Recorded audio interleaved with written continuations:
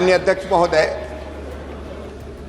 हमने कई संशोधन प्रधानमंत्री फसल बीमा योजना में किए हैं। जब उधर की सरकार थी मान्यवर, तब स्थानीय आपदा का कोई प्रावधान ही नहीं था। हमने बढ़ा के पहले तहसील को केवल इकाई माना जाता था, हमने गांव को इकाई बना दिया और फिर स्थानीय आपदा को शामिल करके अगर एक किसान का भी नुकसान होता है तो उसको भी फसल बीमा योजना का लाभ दिया जाएगा, ये प्रावधान किया हमने।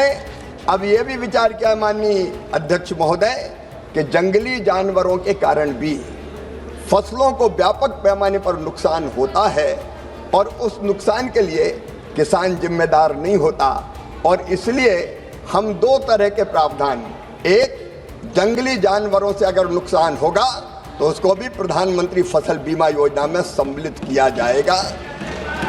दूसरा माननीय अध्यक्ष महोदय, जल प्लावन के कारण, पानी भरने के कारण अभी बारिश ऐसी आती कि 15-15 दिन तक नदियों का पानी खेतों में भरा रहता है और फसलें पूरी तरह से नष्ट और बर्बाद हो जाती है।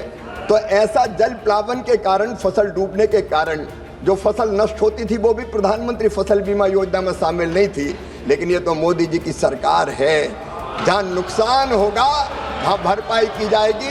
इसे जल प्लावन के कारण भी फसलों को नुकसान होगा तो वो भी प्रधानमंत्री फसल बीमा योजना में बिट्टू जी शामिल किया जाएगा। जैसे पंजाब में नुकसान हुआ, हम उसको भी शामिल करने का काम करें।